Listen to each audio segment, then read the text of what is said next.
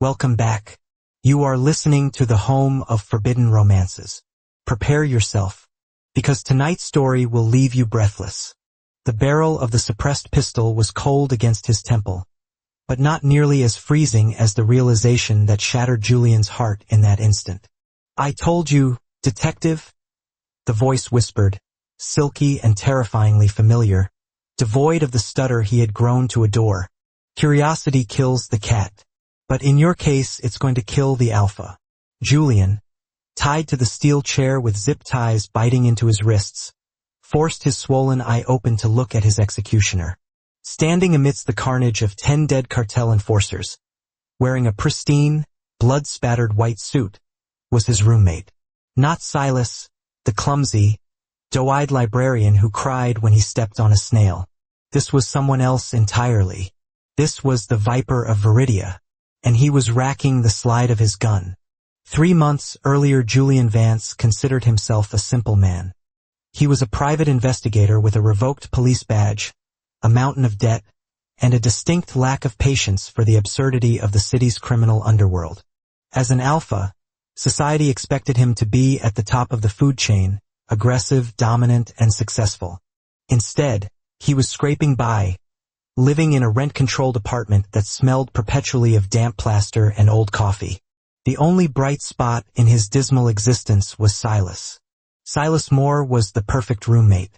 He was a petite omega with messy honey-colored hair, oversized sweaters that swallowed his hands, and a scent that reminded Julian of warm milk and vanilla.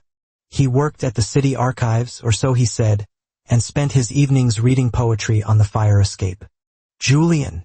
Silas's voice was soft, drifting from the kitchen. "I think I broke the toaster again." Julian looked up from his files, grainy photos of a smuggling ring known as the Red Syndicate, and sighed, scratching the stubble on his jaw.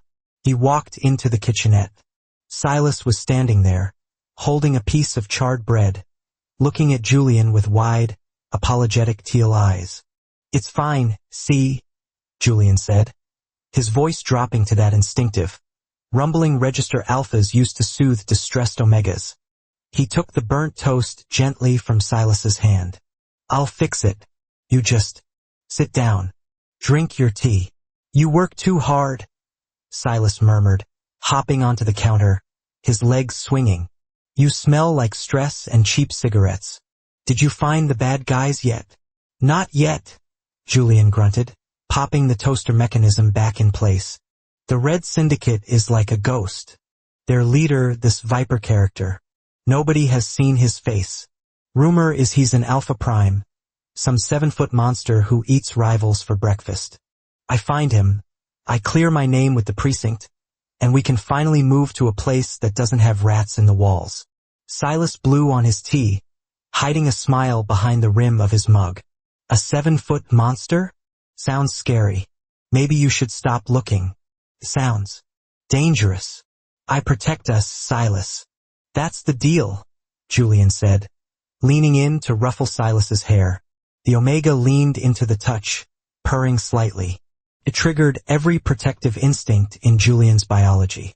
"You keep the plants alive. I keep the monsters away." "Okay, Julian," Silas whispered, his eyes gleaming with an unreadable emotion. "You protect me." The investigation into the Red Syndicate was a slow descent into hell.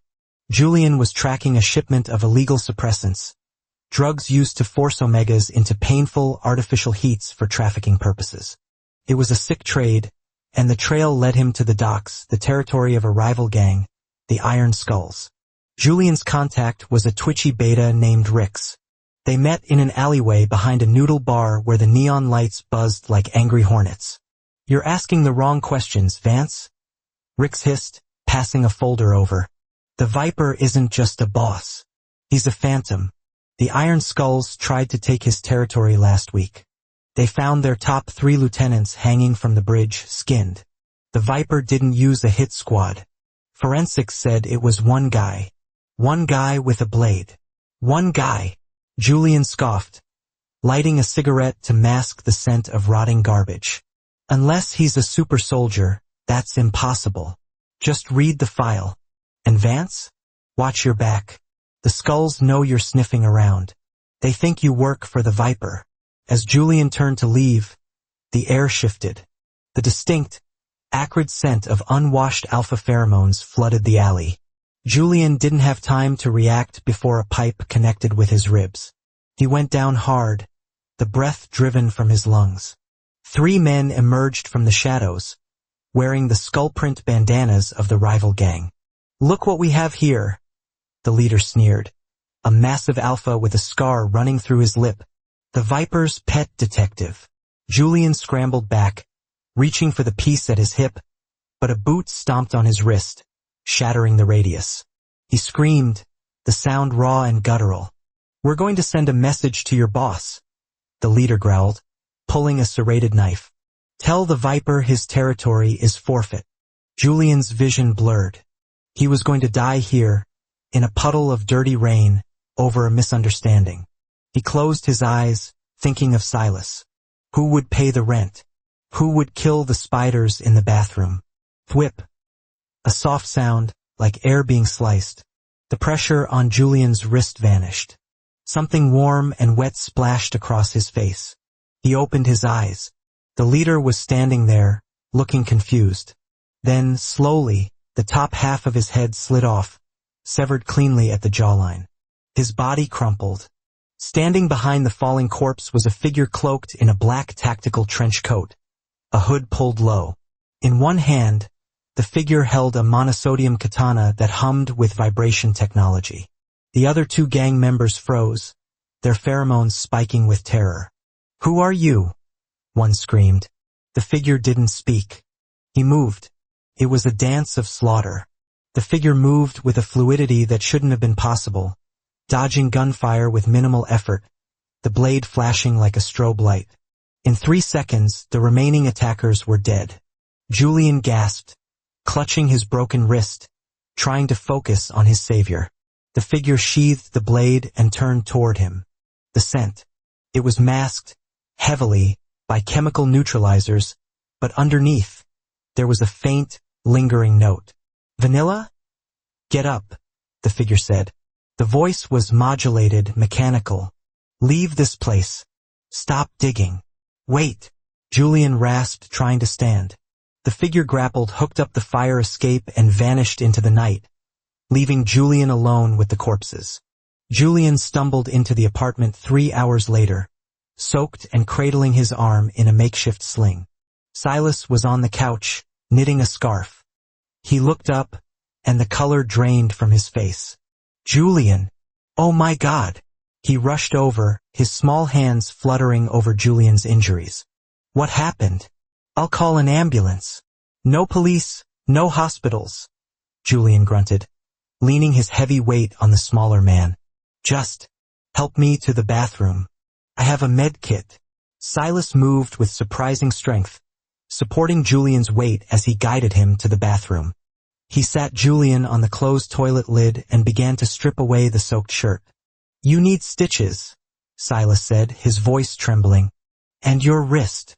"I can set it," Julian gritted out. "Just give me the whiskey." As Silas worked, cleaning the cuts with antiseptic, Julian watched him.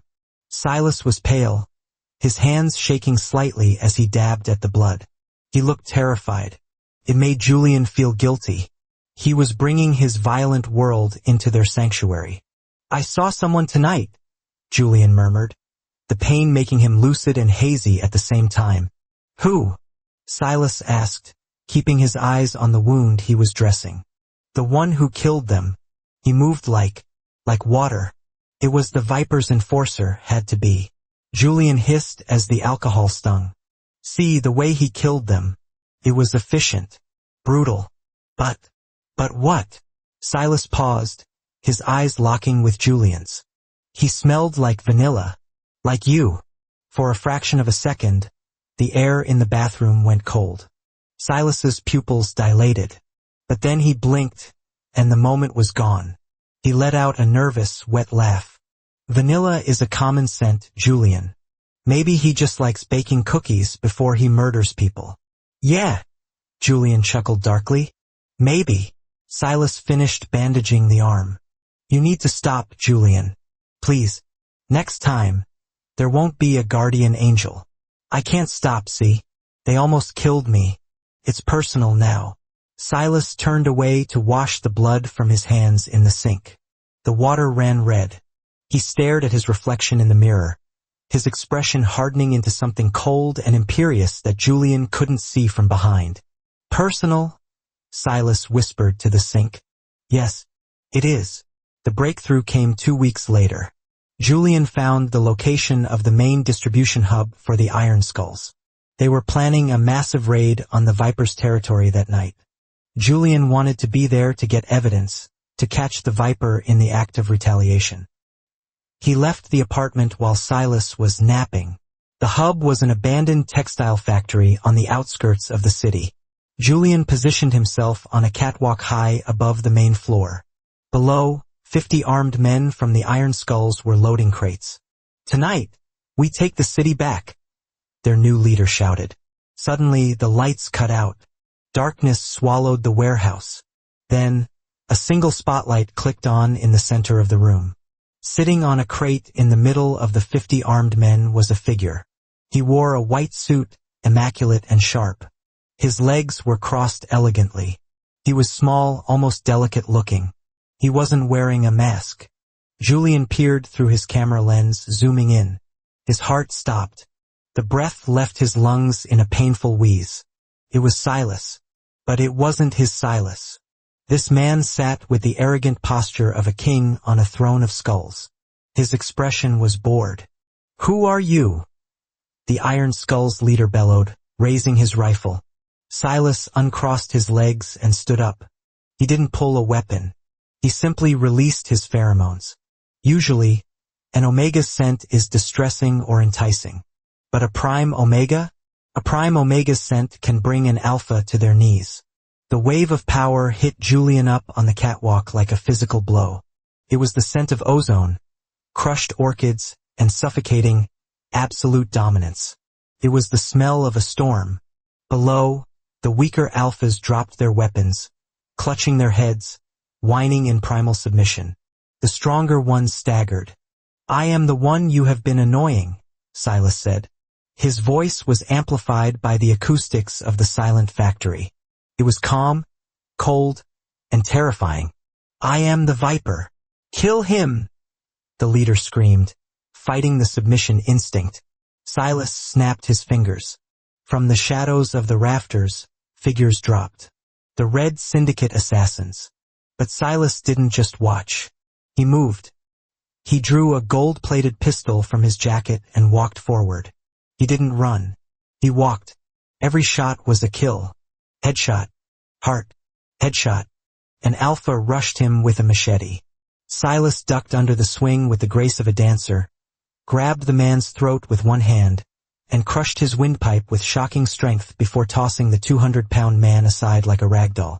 Julian was paralyzed. His roommate, the boy who wore fuzzy socks, the boy Julian thought he was protecting. He was the most dangerous crime lord in the city.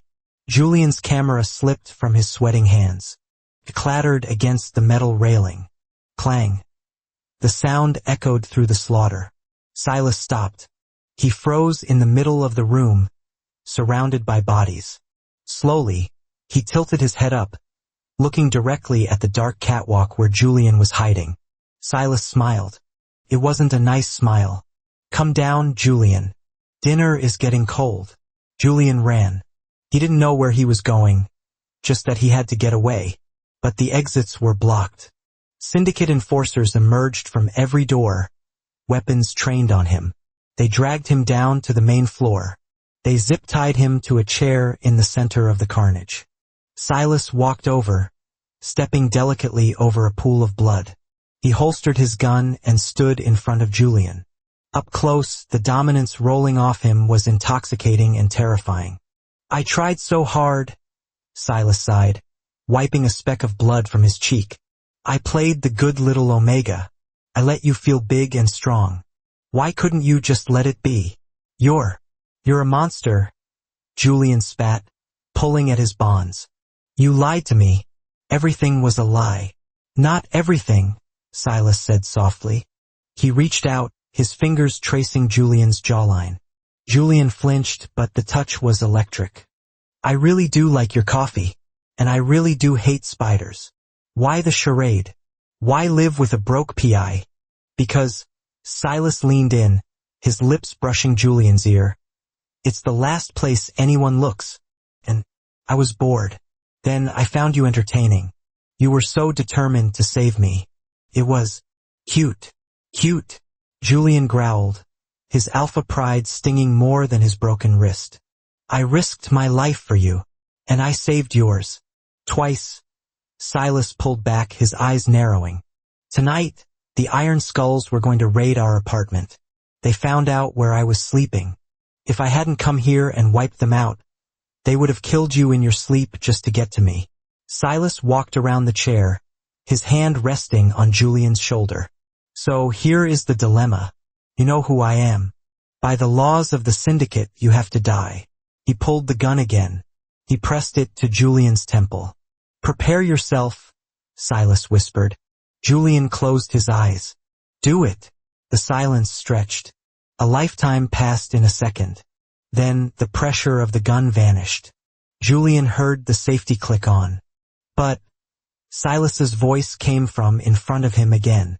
Julian opened his eyes. Silas was holstering the weapon. I find that I have grown rather fond of my pet Alpha. And good help is so hard to find. Silas pulled a knife. With a swift motion, he cut the zip ties. Julian surged up, grabbing Silas by the lapels of his white suit, slamming him against the nearest concrete pillar.